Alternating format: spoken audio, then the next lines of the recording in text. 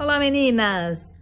Hoje estou aqui para mais uma vez falar sobre nutrição, sobre alimentação, sobre saúde, desmistificar conceitos de que nutrição é difícil, que comer bem é caro, isso não tem nada a ver. Eu sou a Júlia Leite, eu sou nutricionista, especialista em emagrecimento, sobretudo feminino, nutrição esportiva e nutrição materna e infantil. O nosso tema de hoje é fases da vida da mulher. Fases da vida da mulher e o emagrecimento. Então, eu vou responder perguntas sobre a criança que é gordinha, a menina que é gordinha, vai ser obesa o resto da vida? Por que na menopausa é tão mais complicado emagrecer e a gente engorda assim?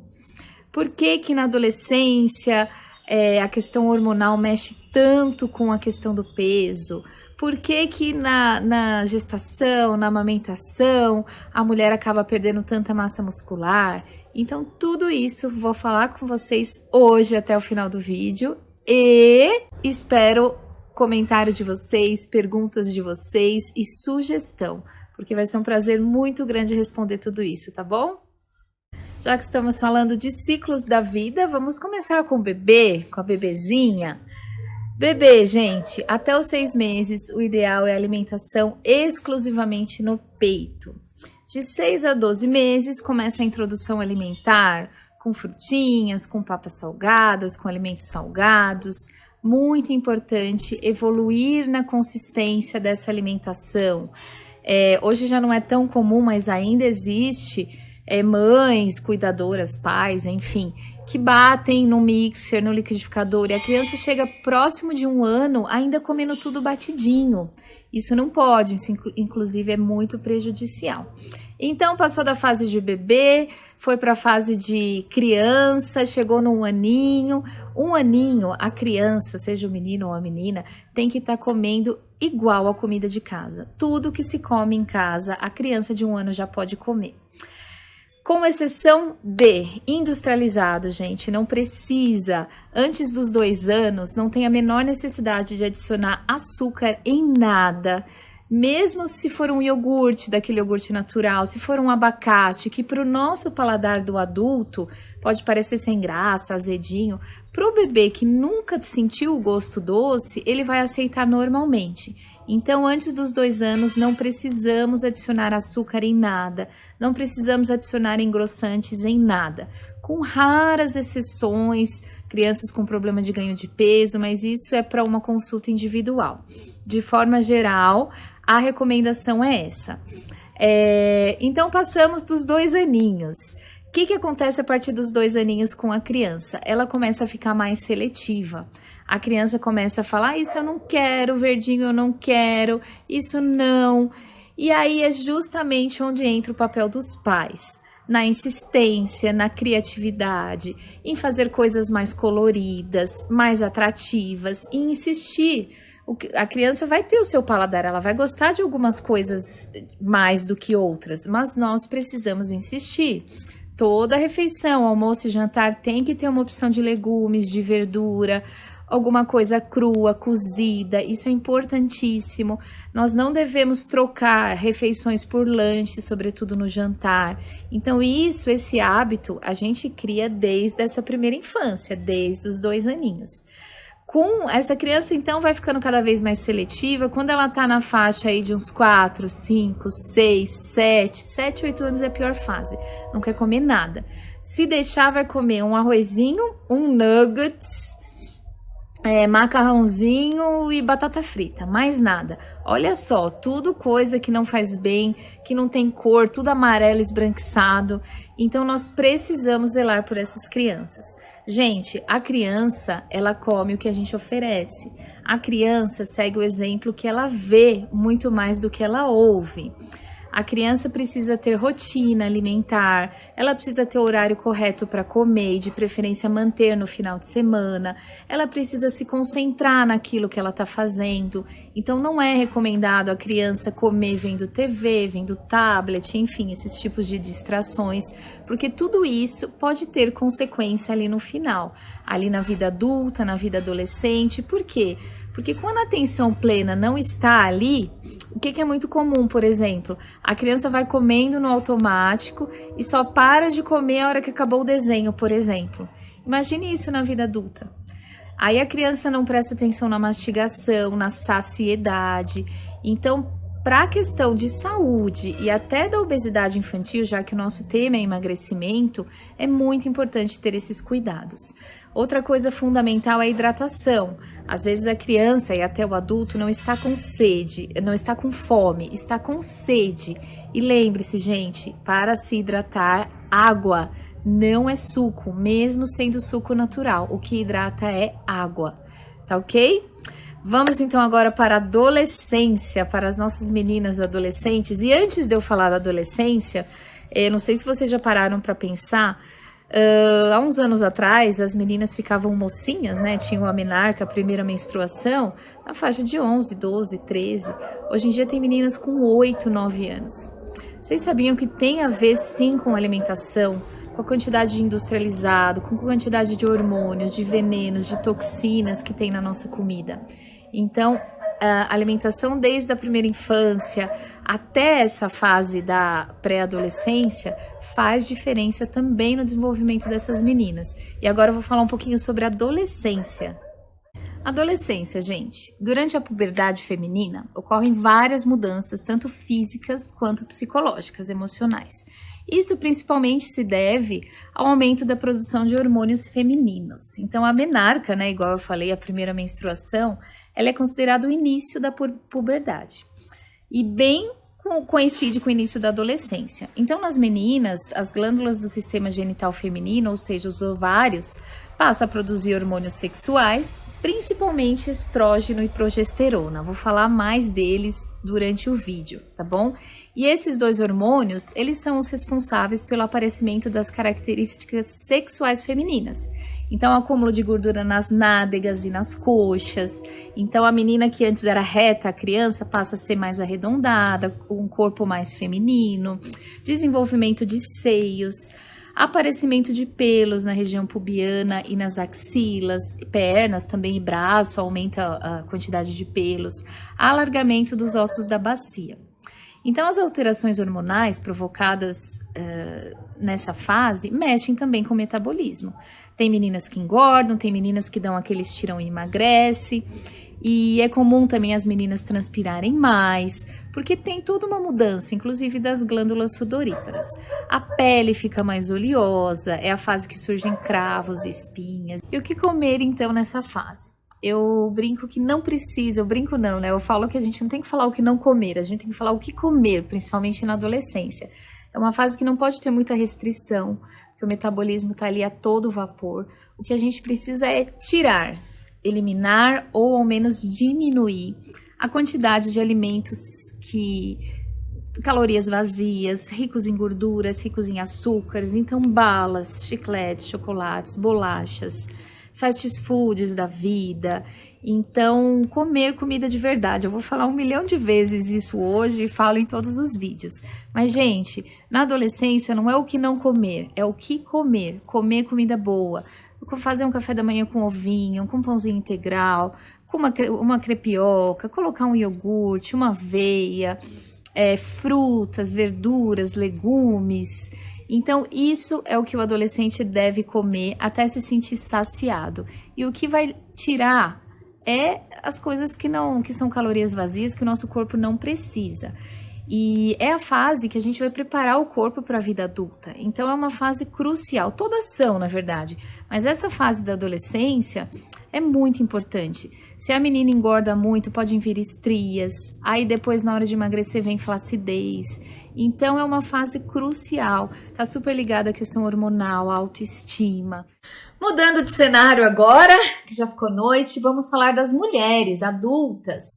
Alguns fatores que alteram a quantidade de hormônios femininos são, gente, a hora do dia, ciclo menstrual, estado de saúde, menopausa, uso de medicamentos, estresse, fatores emocionais, gravidez, amamentação.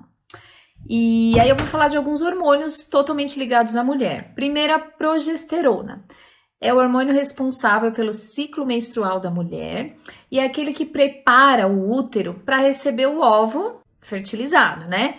E por isso ele é tão importante no processo de gravidez. Normalmente, os níveis de progesterona aumentam após a ovulação e no caso da gravidez, né, a mulher engravidou, ele permanece alto para que a parede do útero continue se desenvolvendo. No entanto, gente, caso não exista gravidez, os ovários deixam de produzir a progesterona, levando à destruição daquele revestimento do útero, eliminando aquilo através da menstruação. Estrogênio, outro hormônio importantíssimo, junto com a progesterona, ele também é responsável pela regulação do ciclo hormonal durante toda a idade fértil. Durante a puberdade, os estrogênios estimulam o desenvolvimento dos seios, maturação do aparelho reprodutor, assim como o crescimento do aparelho reprodutor, né, e alteram a distribuição de gordura no corpo da mulher, geralmente depositado em torno do quadril, das nádegas, né, que deixa a mulher mais desenhada. Testosterona, mais um hormônio importante. Testosterona é um hormônio que, embora seja mais alto nos homens, também é encontrado nas mulheres, em menores quantidades, mas também existe. Esse hormônio é produzido nos ovários também, ajudando a promover o crescimento muscular e ósseo. Tem tudo a ver com ganho de massa muscular. Mulher pode desconfiar que tem muita testosterona na sua corrente sanguínea quando ela apresenta alguns sintomas típicos de homens, como, por exemplo, presença de pelo no rosto, voz mais grave, né? Pode ser uma mulher que tem um nível aumentado. Falando de hormônios ainda, vou falar um pouquinho da gravidez. O que acontece durante a gravidez, né? Há uma diminuição de alguns hormônios, o que costuma acontecer no fim do ciclo menstrual. Não acontecendo isso, é porque ocorreu a gestação. Então, gente, que é produzido um novo hormônio, que é o HCG, que estimula os ovários a produzir níveis mais altos de estrogênio e de progesterona, que são necessários para manter aquela gravidez ali.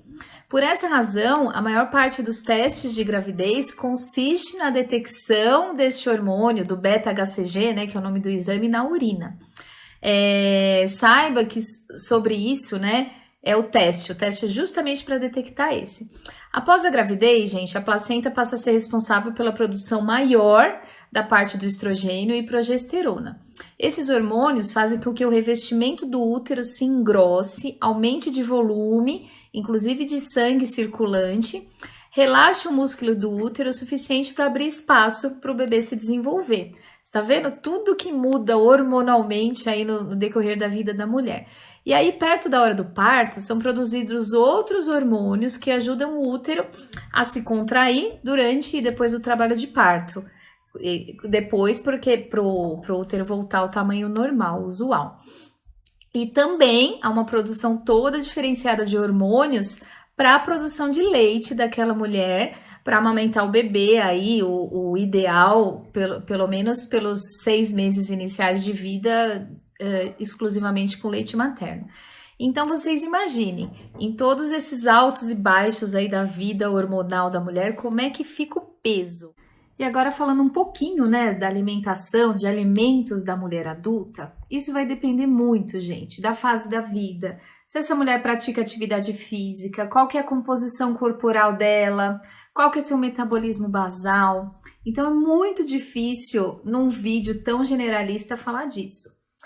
O que eu vou entrar um pouquinho mais no mérito é da gestante. Por quê? Porque é uma fase com muita mudança hormonal, né? Então, quais são os fatos importantes para falar de gestante? O ganho de peso gestacional vai depender do peso dessa mulher ao engravidar. Então, se ela tinha um IMC, por exemplo, de uma obesidade, ou seja, acima de 30, ela tem que engordar na faixa de 5 a 9 quilos no máximo. Se ela tinha um IMC normal ao engravidar, dá para ter um ganho de peso gestacional um pouquinho maior. Importante para gestante, não tem que comer por 2. Nos primeiros 3 meses, a grávida precisa só de 150 calorias a mais por dia. No segundo e no terceiro trimestre, na faixa de 300, 350 calorias por dia somente, a mais do que a dieta normal. Lógico, né, que isso é uma média, cada gestante é uma gestante. As gestantes em geral têm que aumentar o consumo de água e de proteína. O bebê é feito de músculos, então isso é muito importante. Falando um pouquinho sobre alimentação durante a amamentação, a lactação. Então, lactante é a mãe que amamenta, lactente é o bebê que mama. Então, essa lactante, ela precisa também de uma alimentação parecida com a da gestação, alimentos naturais, alimentos de verdade, evitar industrializados, toxinas, coisas artificiais, bastante água e bastante proteína, porque o leite também é feito de gordura, feito de proteína. E na gestação, há um gasto, na amamentação, né, a gente tem um gasto calórico maior para a formação do leite. Então, a mulher tem um gasto calórico aumentado em mais ou menos umas 700, 800 calorias. Então, essa mulher vai sentir mais fome. Então, aquela mulher que se alimentar direito, se hidratar bem, comer proteína suficiente, comida de verdade, ela vai formar um leite super saudável para o bebê, ela vai ter uma redução, uma perda de gordura e não de massa muscular, e tudo vai ficar bem. Agora, aquela mulher que alimentar essa fome que dá pelo fato de amamentar com fast food, com comida que não é saudável, ela pode até engordar durante a amamentação. Então, o acompanhamento alimentar durante a fase adulta, a amamentação, a gestação, é muito importante. Eu brinco, quem me conhece sabe, né, meus pacientes, eu brinco que todo mundo precisa ter uma nutricionista de estimação.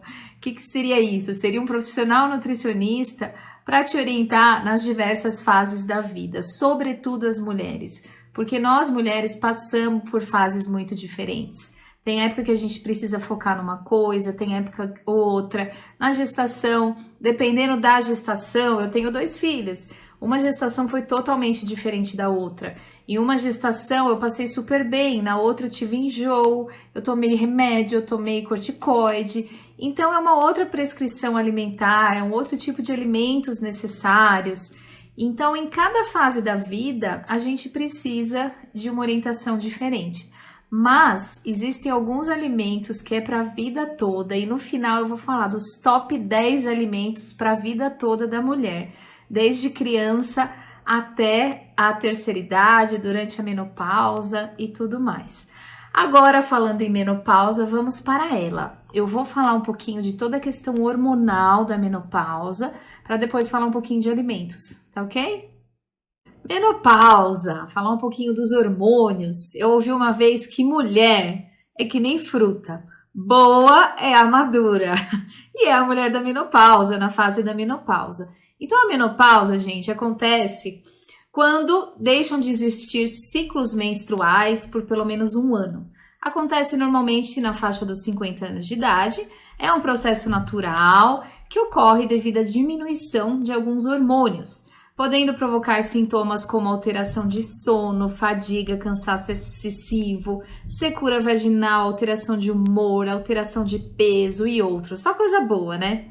Enfim, depois da menopausa, o risco de desenvolver doenças aumenta. Por exemplo, doença cardiovascular, osteoporose, incontinência urinária. Então, é muito importante analisar junto com o seu médico a necessidade de uma reposição hormonal, ou de algum uso de fitoterápico, enfim, quem vai dizer isso é o médico, não é o vizinho, é o nutricionista, é o médico. A menopausa não requer tratamento normalmente, porém, os sintomas podem requerer um tratamento sim. Por exemplo, uma terapia hormonal de substituição. O que seria? É um tratamento bem eficaz, né, para aliviar esses sintomas da menopausa. Outro exemplo, um estrogênio vaginal, que vai ajudar a reduzir a secura vaginal, enfim, pode ser na forma de um anel vaginal, comprimido, creme, enfim. Muitas vezes uma pequena quantidade desse estrogênio, ele já vai ser absorvida pelo tecido vaginal e já vai resolver o problema, já vai ajudar muito essa mulher, inclusive nos sintomas de incontinência urinária.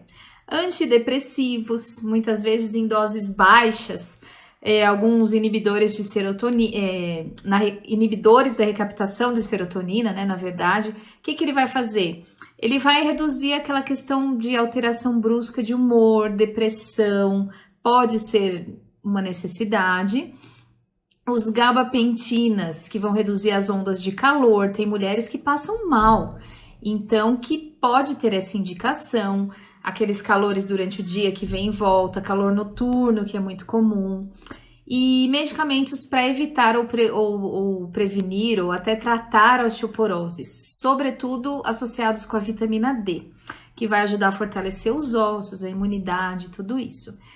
E, gente, também tem algumas formas de reposição hormonal natural, através de suplementos alimentares, alimentação. É aí que entra a Nutri, com lecitina de soja, por exemplo, isoflavona de soja, alguns chás, como, por exemplo, a erva de São João, árvore da castidade, são os nomes lindos, né? Mas são substâncias fitoterápicas que ajudam neste momento.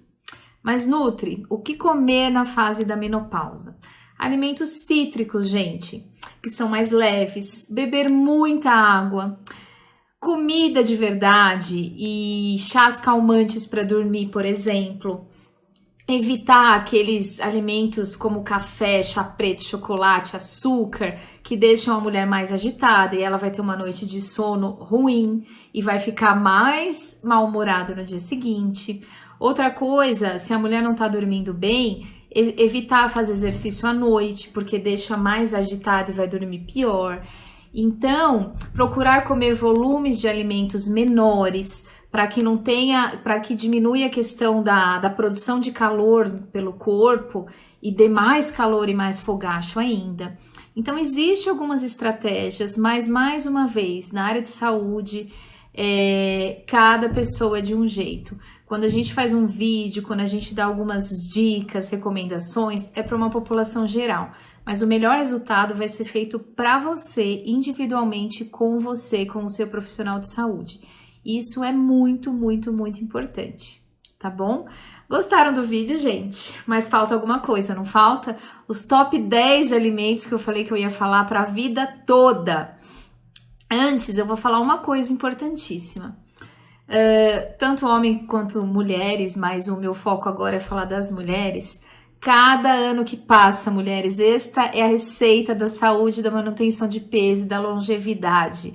Cada ano que passa, sobretudo após os 35 anos, nós precisamos nos exercitar mais e comer menos. Parece uma coisa impossível e muito difícil, né? Mas é a vida. Nós, conforme os anos vão passando, a gente vai perdendo massa muscular, nosso metabolismo vai ficando mais lento e a gente vai precisando de menos caloria para manter aquele novo peso com o metabolismo basal mais lento. Se você quiser comer a mesma coisa do que você comia com 15, com 20 anos, você tem que ter a mesma composição corporal do que você tinha aos 15, 20 anos. E isso não acontece. Então, esse equilíbrio é fundamental. Exercitar-se mais, exercícios de força para manter ou até aumentar um pouquinho a massa muscular e comer menos, porque o nosso corpo precisa de menos caloria, conforme o passar da idade vai acontecendo, ok? Este é o segredo top para a vida. E agora vamos para os 10 alimentos top para a saúde da mulher dos 8 aos 80 anos?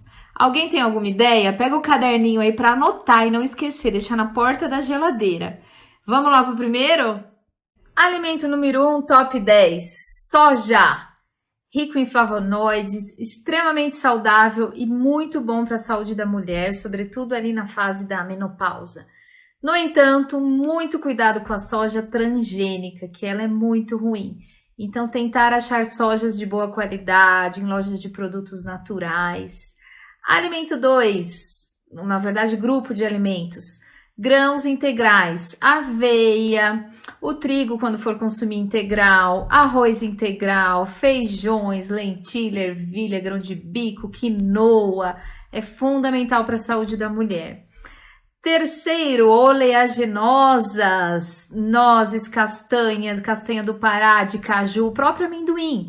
Só cuidado porque o ideal é assado ou torrado, e não aquele frito que a gente compra, que já vem salgado, frito, com óleo de palma, enfim.